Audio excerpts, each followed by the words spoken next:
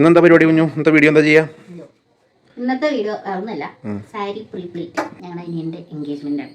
അപ്പോൾ അവൻ്റെ കല്യാണത്തിന് എടുത്തോണ്ട് വേണം. ഞാൻ മിക്കവാറും ഫംഗ്ഷന് പോകുമ്പോൾ ഇതാ ചെയ്യാറ്. നമുക്ക് അന്ന് തന്നെ ഈ സാരി കൊടുക്കുമ്പോൾ ചിലപ്പോൾ ശരിയായി വരില്ല. അന്നത്തെ ദിവസത്തെ മൂഡ് പോകും സാരി ശരിയായാലും.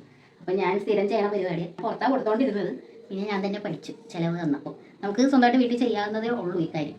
അപ്പോൾ അത് നിങ്ങളെ കൂടെ കാണിച്ചു തരാമെന്ന് വിചാരിച്ച് വീഡിയോ എടുത്തതാണ്. അപ്പം നമുക്ക് ബോക്സ് പ്ലീറ്റിങ്ങിന് നമ്മൾ ടേബിളിലാണ് ചെയ്യുന്നതെന്നുണ്ടെങ്കിൽ ഒരു കട്ടിയുള്ള ഷീറ്റ് വിരിക്കുക, അല്ല നിങ്ങൾക്ക് ഡൈനിങ് ടേബിൾ ഉണ്ടെങ്കിൽ അതിലും ചെയ്യാം കേട്ടോ. അപ്പോൾ ആദ്യം തന്നെ നമ്മളൊന്ന് ഫ്ലീറ്റ് എടുക്കുക. ഫ്ലീറ്റ് എടുക്കുമ്പോൾ മുന്താണിയുടെ സൈഡ് നിങ്ങൾ എങ്ങനെയാണോ ഫ്ലീറ്റ് എടുക്കുന്നത് ആ രീതിക്ക് എടുക്കാം. ഞാൻ എടുക്കുന്നത് ആദ്യത്തെ ഫ്ലീറ്റ് ഒന്ന് വിട്ട് നിൽക്കുന്ന പോലെ എടുത്തിട്ട് ബാക്കിയൊക്കെ അതിൻ്റെ ഉള്ളിലേക്ക് നിൽക്കുന്ന പോലെ ആയിരിക്കും ഞാൻ എടുക്കുക കേട്ടോ. കാരണം അതാകുമ്പോൾ നമ്മൾ ഈ അയൺ ചെയ്തൊക്കെ കഴിയുമ്പോൾ നല്ല നീറ്റായിട്ടിരിക്കും. ചില സാരിക്ക് ഇപ്പോൾ ഉള്ളിൽ നൂല് വലിഞ്ഞിട്ടുണ്ടാവും. എൻ്റെ ഈ സാരി അങ്ങനെയാണ്. ആ ഡിസൈൻ്റെ ഇത് ഉള്ളിൽ നൂലിങ്ങനെ പ്രൊജക്റ്റ് ചെയ്തേക്കും.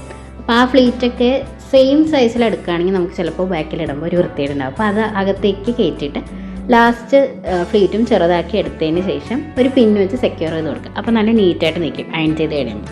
പിന്നെ നമ്മൾ എടുക്കേണ്ടത് മെഷർമെൻ്റാണ്. നമ്മൾ സാധാരണ സാരി എങ്ങനെയാണോ ഉടുക്കുന്നത് അതുപോലെ ഉടുത്ത് നോക്കിയിട്ട് നമ്മൾ എവിടെ നിന്നാണോ ഫ്ലീറ്റ് എടുത്ത് തുടങ്ങുക അപ്പോൾ അതൊക്കെ ഒന്ന് പിന്ന് വെച്ചിട്ട് മാർക്ക് ചെയ്ത് കൊടുക്കുക.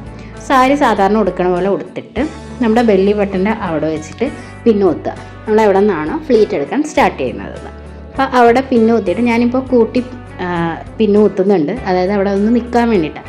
ബാക്കി ചുറ്റി എടുത്തിട്ട് നമ്മൾ മുന്താണി എവിടെയാണോ പിൻ ചെയ്യുക അതും ഒന്ന് മെഷർമെൻ്റ് എടുത്ത് നോക്കിയിട്ട് അവിടെ പിന്ന് കുത്തുക. അതിന് ശേഷം നമ്മൾ സാധാരണ പോലെ ചുറ്റിയെടുക്കുക. അകത്തേക്ക് വെച്ചിട്ട് പിന്ന് കുത്തില്ലേ, അവിടെ ഒരു പിന്ന് കുത്തിയതിന് ശേഷം കുറച്ചൊരു ഗ്യാപ്പ് വിട്ടിട്ട് വേണം അടുത്ത പിന്ന് കുത്താൻ. നമ്മൾ ഫ്ലീറ്റ് എടുത്ത് നിർത്തില്ലേ, കാരണം അകത്തേക്ക് കുറച്ച് സ്ഥലം പോകുമല്ലോ.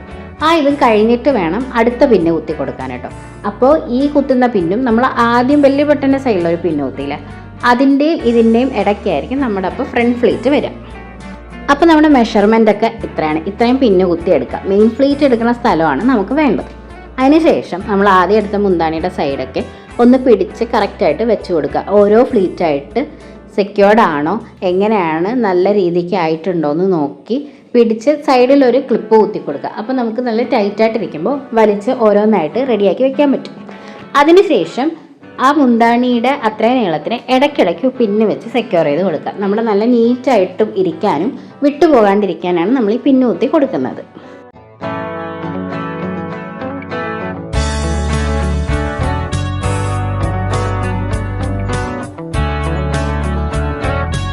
അപ്പോൾ ഈ മുന്താണിയുടെ ഭാഗം നല്ലപോലെ തന്നെ അയൺ ചെയ്യണം, മറിച്ചും തിരിച്ചു വിട്ട് അയൺ ചെയ്യണം കേട്ടോ. അപ്പോൾ താഴത്തെ ഫ്ലീറ്റും നല്ല ഇതായിട്ട് ഇരിക്കും. അതിന് ശേഷം ചെസ്റ്റ് ഭാഗത്തുള്ള ഫ്ലീറ്റ് ഒന്ന് വിരിച്ച് വെച്ചിട്ട് നമുക്ക് എത്രയാണോ വേണ്ടത് നമ്മുടെ സൈസിനനുസരിച്ച് വിരിച്ച് വെച്ചിട്ട് ബാക്കി അതും കൂടെ അയൺ ചെയ്ത് കൊടുക്കുക കേട്ടോ.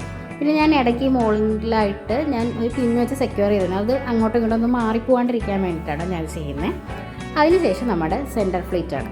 സെൻറ്റർ ഫ്ലീറ്റിന് ഇതുപോലെ നമ്മുടെ രീതിക്ക് എടുത്ത് എത്ര ഫ്ലീറ്റ് വേണോ ആ ഒരു രീതിക്ക് എത്ര കട്ടിക്കാണോ നമ്മൾ എടുക്കുന്നത് അത് ചെയ്തിട്ട് ഇതുപോലെ ക്ലിപ്പ് കുത്തി ടൈറ്റാക്കി നമ്മൾ ഇതും ഓരോന്നായിട്ട് പിടിക്കാം. ഇത് കുറച്ച് ഒന്നിന് മുകളിൽ അടുക്കി വെക്കാതെ കുറച്ചിങ്ങനെ വിട്ട് വെച്ചിട്ട് അയൺ ചെയ്താൽ നല്ല ഭംഗിക്ക് ഇരിക്കും.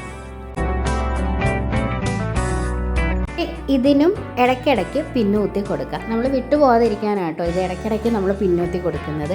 അതാകുമ്പോൾ നല്ല നീറ്റായിട്ടിരിക്കും. പിന്നെ നമ്മൾ ഉടുക്കുന്ന നേരത്ത് നമുക്ക് ആവശ്യമുള്ള പിന്ന് മാത്രം മുകളിൽ കുത്തിയാൽ മതി കേട്ടോ. ബാക്കിയൊക്കെ നമുക്ക് ഇളക്കി കളയാം. അയൺ ചെയ്യുമ്പോൾ തന്നെ അത് നല്ല വൃത്തിക്ക് ഇരുന്നോളും. പിന്നെ മറിച്ചിട്ടിട്ട് ഉള്ളിലത് അയൺ ചെയ്യുക. ഞാൻ എടുത്തതിൽ അത്ര വൃത്തിയായിട്ടില്ല. ഇപ്രാവശ്യം നല്ല ധൃതിക്കാട്ടോ ചെയ്തത്. നൈറ്റായിരുന്നു ഞാൻ ചെയ്ത് വെച്ചിട്ടുണ്ടായിരുന്നു ഓഫീസിൽ പോയിട്ട് വന്നിട്ട്. അപ്പോൾ മറിച്ചിട്ട് അകത്ത് തേക്കുമ്പോൾ കുറച്ച് ഇങ്ങനെ തടിച്ച് നിൽക്കുന്ന ഭാഗത്ത് നല്ല ഫ്ലാറ്റായിട്ട് നീറ്റായിട്ട് ഇരിക്കാൻ വേണ്ടിയിട്ടാണ് കേട്ടോ. പിന്നെ അടുത്തത് വരുന്നത് നമ്മുടെ ബോക്സ് ഫോൾഡിംഗ് ആണ്. ഇത് ഫോൾഡ് ചെയ്ത് വെച്ച് നിങ്ങൾക്ക് 1-2 ദിവസം മുമ്പ് വരെയും ചെയ്ത് വെക്കാൻ പറ്റുന്ന രീതിയിലാണ് ചെയ്യണത്.